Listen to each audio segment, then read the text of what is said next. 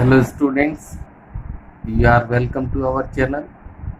आज हम class 10th और 9th और 10th वैदिक मैथ्स वैदिक गणित के अंतर्गत भाग की क्रिया ध्वजांक सूत्र या ध्वजांक विधि से कैसे संपन्न करते हैं उसके बारे में पढ़ेंगे। आप इस टॉपिक को महत्वपूर्ण समझें और बोर्ड परीक्षा में अक्सर ध्वजांक विधि से भाग के प्रश्न पूछे जाते हैं, इसलिए इस टॉपिक को ध्यान से देखें, समझें, चैनल को सब्सक्राइब, लाइक और शेयर करें। तो शुरू करते हैं आज का टॉपिक, ध्वजांक विधि से भाग। वैदिक मैथ्स में ध्वजांक सूत्र से भाग याद करना है। ये पहला एग्जाम्पल लेते हैं, 592837 डिवाइडेड बाई 119, यानी इस संख्या में 119 का भाग लगाना। तो सबसे पहली जो बात है हमें ध्यान रखनी कि जिसका भाग लगा रही, यानी कि जो भाजक आपके प्रश्न में दे रखा, इसमें से यानी 119 जो दे रखा, इसमें हमें एक मुख्यांक और ध्वजांक चुनना है। ध्वजांक हमें ऐसी सुविधाजनक संख्या या अंक को चुनना है जो एक अंक हो, यानी कि ध्वजांक यहाँ पर इसका इकाई अंक 9 जो है वो हम ध्वजांक ले लेते हैं। 9 अगर ध्वजांक लेते हैं तो 2 अंक और बच के दहाइका और सैकड़ा, वो हो गया मुख्यांक। और जो मुख्यांक बनता है वही इस क्रिया का या इस भाग की क्रिया का भाजक बनेगा। तो ध्वज हमेशा ऊपर फहराया जाता है, तो ध्वजांक ऊपर लिखना है और मुख्यांक कहाँ लिखना है, नीचे लिखना है। यानी 119 के ऐसे डिवीजन करने, एक ध्वज बन जाए, ध्वजांक बन जाए और दूसरा भाग मुख्यांक बन जाए। तो ध्वजांक हमेशा लेते समय ध्यान रखना, एक अंक का चयन करें तो सुविधाजनक रहेगा। अब अपन ध्यान देते कि ध्वजांक में जितने अंक आपने लिए, ध्वजांक में इस भाजक में से हमने एक अंक लिया, तो इसमें से एक अंक आपको तीसरे खंड में लिख देना। बाकी जितने भी अंक है, यानी कि बाकी वाले ये है, कौन से, 5, 9, 2, 8 और 3, ये आपको बीच वाले खंड में लिख देना।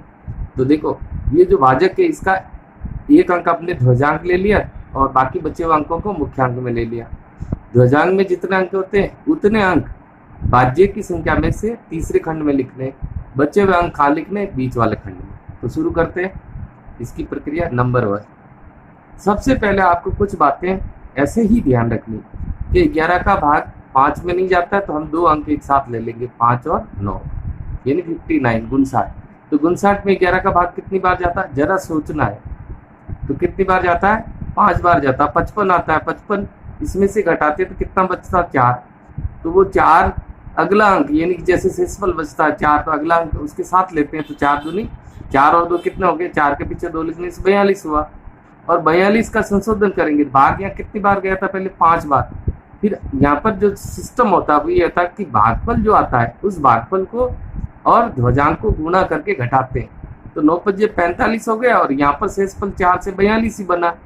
तो 42 में से 45 घटाना संभव नहीं है, इसलिए हमें पहले ही ये देख लेना है कि भाग लगाने से क्या हमारा काम ठीक हो रहा है या नहीं हो रहा है। तो यहाँ भाग तो वैसे कितना, भागफल कितना आ रहा है, सीधा सीधा 5 बार आ रहा है, लेकिन हमें 5 नहीं लेना है। कितनी बार भागफल लेना, 4 ही लेना। तो ये 44 ही हुआ। तो शेषफल कितना बच जाएगा, 59 में से 44 घटा देते हैं तो कितना बचेगा, 59 में से 44 घटा देते हैं तो कितना बच जाएगा, ये शेषफल 15 बच जाएगा। अब इसका सिस्टम क्या, जो भागफल आया वो इस रेखा के नीचे, यानी जिन अंकों को आपने काम में लिया उसके ठीक सामने ये भागफल लिख दिया, और जो शेषफल आया वो हमें कहाँ लिखना है, इस लाइन के ऊपर। अब अगला काम क्या करते हैं, नया भाज्य बनाते हैं। नया भाज्य कैसे बनाते हैं, इस शेषफल के साथ अगला अंक लिख लेंगे। इस शेषफल था 15, उसके साथ अगला अंक 2 लिखा, 152 हो गया। बस इसके बाद ये जो संशोधित भाज्य ये समझना है। देखो आपको क्या करना है, भाज्य जो भी आएगा उसमें, या तो भाज्य पहले से हमने लिया, पहले शुरू किया तो शुरू वाले भाज्य आएगा काम, मुख्यांक यानी कि इसका भाग लगा देंगे। भाग 4 बार इसलिए लिया क्योंकि आगे जो शेषफल बच रहा था उसमें संशोधन संभव नहीं था, इसलिए हमने 5 बार भाग जा रहा था लेकिन इसको 4 बार ही लिया तो शेषफल 15 बच गया। 15 के साथ 2 लेने तो 152 हो गए। अब 152 में संशोधन का क्या तरीका, बस यही ध्यान रखना, इसमें से घटाना पड़ेगा किसको, इन दोनों के गुणे को। इन दोनों का मतलब है भागफल और ध्वजांक का गुणा, यानी 9 चौक 36 घटा देंगे तो कितना बच गया, 116 बच गया। क्या बचा, ये भाज्य 116 भाज्य बचा, तो इसमें वही भाग की क्रिया करेंगे, 11 का भाग लगाएंगे तो भागफल कितनी बार जा रहा है, 10 बार। 10 बार नहीं लेना आपको, 10 बार कभी भी नहीं लेना, 10 बार जब भी जाता तो 9 बार ही लेना है। तो शेष कितना बच जाएगा देखते हैं, 11 9 99, 99 इसमें से घटाएंगे तो कितना बचेगा, 17 शेष बचेगा। तो भाग कितनी बार गया, 9 बार, और शेष कितना बचा, 17। अब अगला काम वही है, नया भाज्य बनाएंगे। कैसे बनाते हैं नया भाज्य, जो शेषफल आया था उस शेषफल के साथ अगला अंक लेंगे, यानी कि 8, 178 हो गया। फिर इसका भी हम क्या करेंगे, संशोधित भाज्य निकालेंगे। कैसे निकालेंगे, 178 में से क्या माइनस होगा, अब जो भागफल जो नया अंक आ गया 9 का इस ध्वजांक से इंटू कर देंगे तो 90 90 81 हो गया। घटाते तो कितना बच गया, 7, और यहाँ बच गया 97 बच गया। ये क्या चीज बची, भाज्य। भाज्य को किसके काम में लेते हैं, भाग लगाने में। तो हम भाग किसका लगा लेंगे, 11 का। तो भागफल कितना बनेगा भाई, 11 8 81, भाग कितनी बार गया, 8 बार।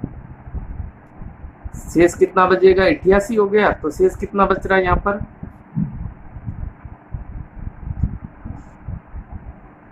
शेषफल 11 8 88, 97 में 88 घटाएंगे तो कितना बचेगा, 9 बचेगा। तो ये भागफल 8 कहाँ लिखेंगे, यहाँ पर लाइन के नीचे।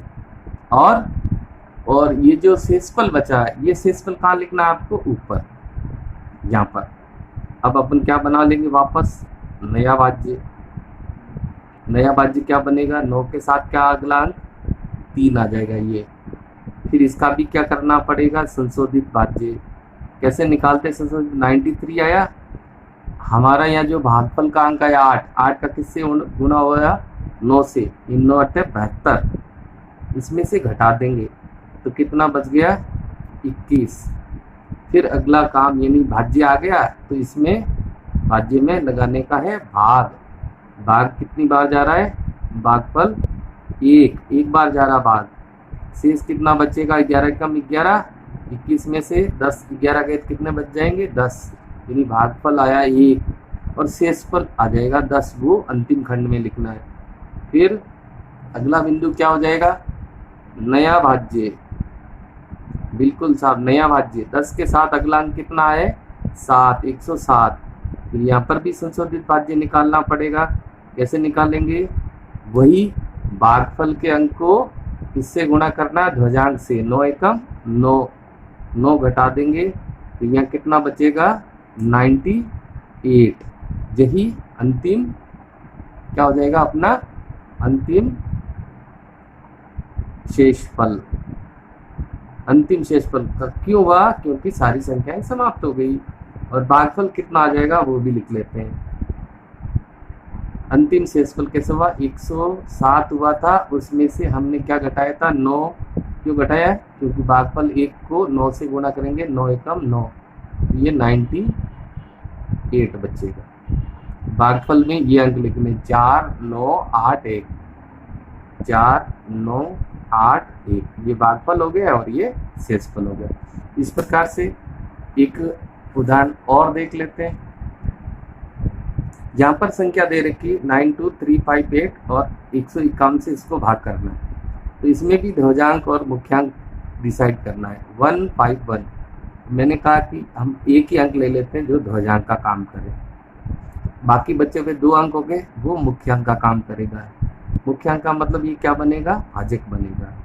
ध्वजांक कहाँ लिखना, हमेशा ऊपर। मुख्यांक कहाँ लिखते हैं, नीचे।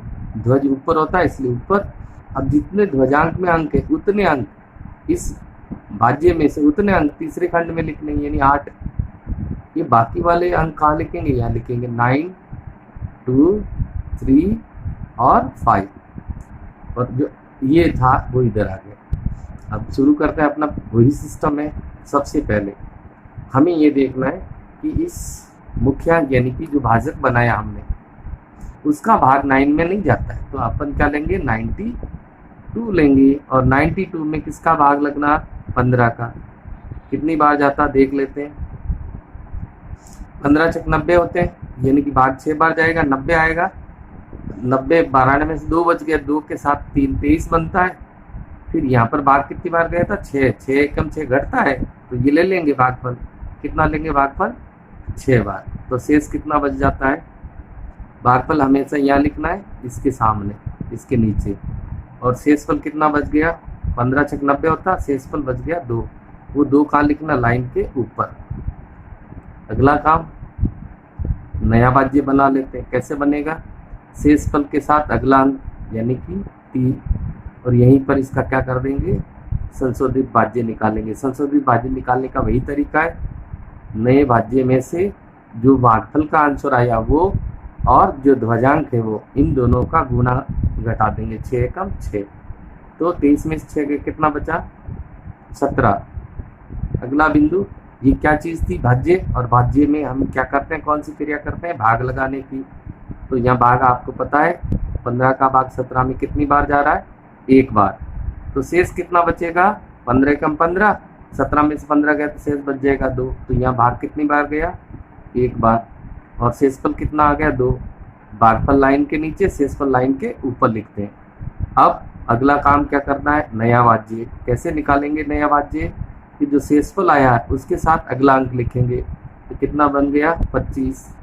संशोधित भाज्य निकालेंगे कैसे, वही सिस्टम है कि जो भागफल आया उस भागफल को ध्वजांक से इंटू करना है।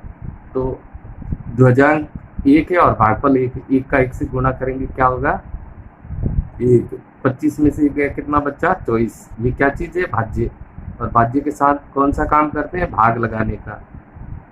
सामने पड़ा है 24 में 15 का भाग कितनी बार जाएगा 1 बार, शेष कितना बचेगा भैया 15 एकम 15, 24 में से 15 गए, 24 में 15 जाएगा कितना बचेगा शेषफल 9। तो ये भागफल कहाँ लिखना है, यहाँ पर लिखना है, और शेषफल अगले खंड में। अगला काम कौन सा करेंगे, वही नया भाज्य। नया भाज्य कैसे बनेगा, शेषफल के साथ अगला अंक यानी कि 8, 98। फिर इसका भी क्या करेंगे संशोधित भाज्य।